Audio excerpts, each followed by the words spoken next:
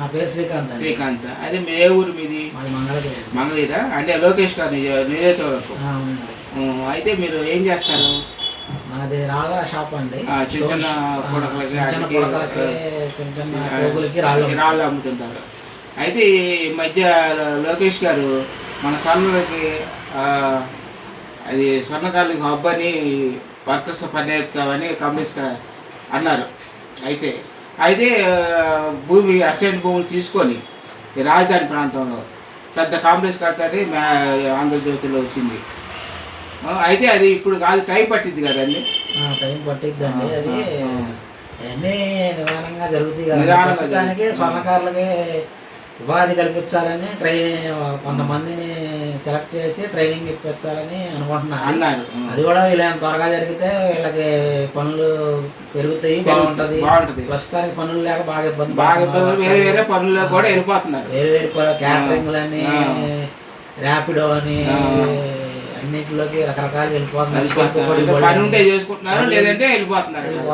పనులు ఉంటే బాగుంటది, అందరూ బాగుంటారని కోరిక మా కోరిక. లోకేష్ గారికి అదే మా విజ్ఞప్తి.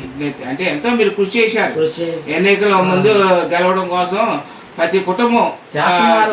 లోకేష్ గారు వీలైనంత వరకు బాగా చేస్తున్నారు. కొంచెం మా మీద దృష్టి పెడితే వర్కర్లకు పని ఉంటది, మంగళగిరి మార్కెట్ కలకలాడాలని మా కోరిక. అయితే ఇప్పుడు బస్ స్టాండింగ్ ఉంది కదండి, మరి కొత్త బస్ స్టాండింగ్, మరి పాత బస్ స్టాండ్ వడ్లపూడి సెంటర్ నుంచి గౌతమ్ బుద్ధ రోడ్డు వరకు కొట్టు షాపు తీయాలి అంటే అవగాహన. అయితే నాకు తెలియదు, మంగళూరులో అనుకుంటే విన్నాను.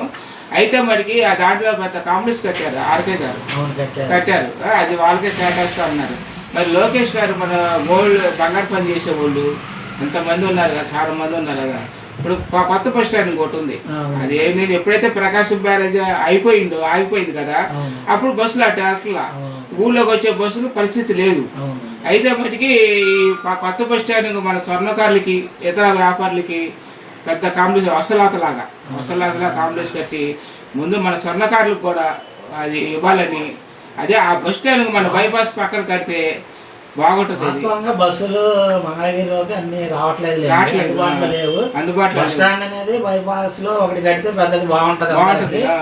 ఇక దాన్ని వారకారులకి ఒక భవనంగా ఏదైనా సమకూర్చితే బాగుంటది అందరి అభిప్రాయం. దూరం నుంచి బస్సులు కూడా మంగళగిరి రావట్లేదు, అప్పుడు ఆగడానికి అవకాశం ఉంది అంటారు. రావట్లేదండి, చుట్టూ తిరిగి రావాల్సి వస్తుంది. బస్ స్టాండ్ లో బాగా బస్సులు తక్కువలో అందుబాటులో ఉంటున్నాయి. బైపాస్ రోడ్ లో బస్ స్టాండ్ కడితే అందరికి సౌలభ్యంగా ఉంటది. విజయవాడ, గుంటూరు రాత్రి పూట తిరగడానికైనా ఇబ్బంది లేకుండా ఉంటుంది, అందరికి బాగుంటది అని లోకేష్ గారికి అది కూడా మేము కొంచెం ఆలోచించమని అడుగుతాం రిక్వెస్ట్ గా. అయితే మీ మధ్యన బస్సు ఉంది కదండి, స్త్రీశక్తి పథకం కింద బస్సు వదిలేరు. ఇప్పుడు ఆ స్త్రీలు అడుగుతుంటే వాళ్ళు ఎక్కడో వెళ్ళిపోతున్నారు వాళ్ళు, ఎందుకంటే ఆ సంతోషం పట్టుకోలేక. అందుకనే మిమ్మల్ని అడగడం జరిగింది. దాని అభిప్రాయం మీరు చెబుతారు ఒకసారి? బాగానే ఉందండి, అందరూ సంతోషంగానే ఉన్నారు. ఆడపడుచులు అందరూ, పిల్లలు, ఆడపడుచులు అందరూ బాగుంది అంటున్నారు. బాగానే ఉందండి. పథకాలన్నీ అమలుపరుస్తున్నారు, సూపర్ 6. దానికి మెచ్చుకోవాల్సింది. అయితే ఇన్ని పథకాలు వచ్చిన తర్వాత తెలుగుదేశం పార్టీ కూటమి ప్రభుత్వానికి మీరు నేను అందరం కలిసి ధన్యవాదాలు చెప్పాలి. తప్పకుండా అండి, ఇవన్నీ అమలుపరుస్తూనే రాజధానిని మా ఆంధ్రప్రదేశ్ అంతా అభివృద్ధి చెందాలని మనస్ఫూర్తిగా కోరుకుంటున్నాం. లోకేష్ గారికి, చంద్రబాబు గారు ఇంకా బలంగా చేయాలని ఆంధ్రప్రదేశ్కి మేము కోరుకుంటున్నాము. అదే మా స్వర్ణకారులు కూడా అందరినీ కొంచెం గుర్తు పెట్టుకొని అందుబాటులో మాకు గుర్తు పెట్టుకొని మీరు కొంచెం వాళ్ళకి ఒక భవనం ఒకటి కట్టించి వాళ్ళకి పనులు మెరుగుపడేలా చూడాలని కోరుకుంటున్నాను.